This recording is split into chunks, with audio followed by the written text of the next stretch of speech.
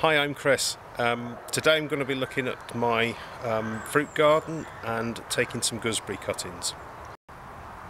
So ideally you're looking for shoots of the current season's growth or the last season's growth of about 12 inches long. So you just snip these off as a hardwood cutting. So now back in the greenhouse, plenty of February rain hammering down on the greenhouse roof at the moment. Got the cuttings of my leveller gooseberries and I'll show you now how to prepare the cuttings.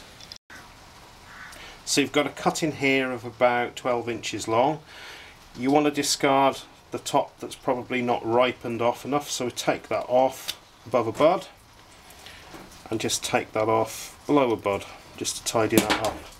And then we count back roughly 1, 2, 3, 4, 5, we'll give it 6 buds to there, and then everything off below that, including the horrible prickly bits, comes off. And the reason we do that is to stop the plant throwing suckers. So that now is ready to plant, but I'll just prepare the compost first. So the compost for the gooseberry cuttings is equal parts of horticultural grit, sharp sand and a good quality compost. So those are just mixed together.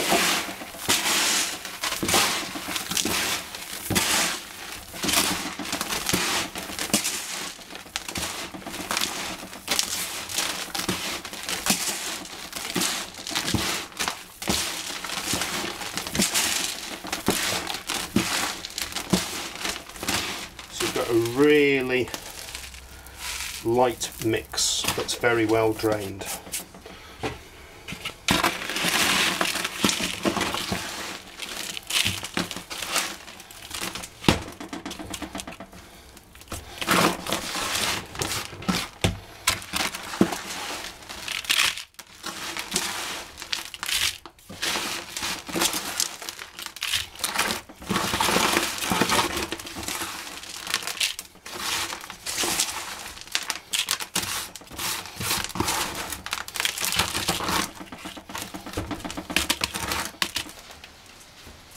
So just a word on these are 4 litre deep pots or deep rose pots available from Elixir.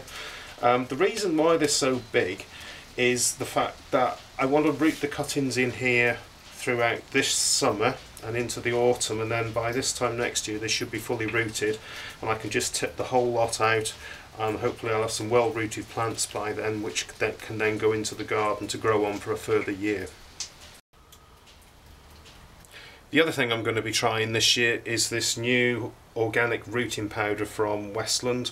Not used this one before, I've always used traditional hormone rooting powders, but we'll try this on the hardwood cuttings this year and see how we get on.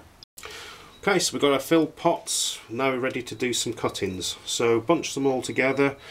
I've pre-dipped these in a little bit of water so they'll pick up the rooting powder. Dip them all straight in, just to make sure they've got plenty of powder on the roots, and then it's very straightforward. You just push them straight down the side of the pot up to the first bud that you've left on, and you need about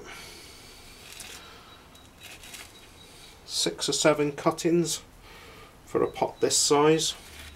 Don't plant any more, otherwise when you go to shake them out you won't be able to, because the roots will have tangled up too much. So the whole idea is to have a very loose open mix.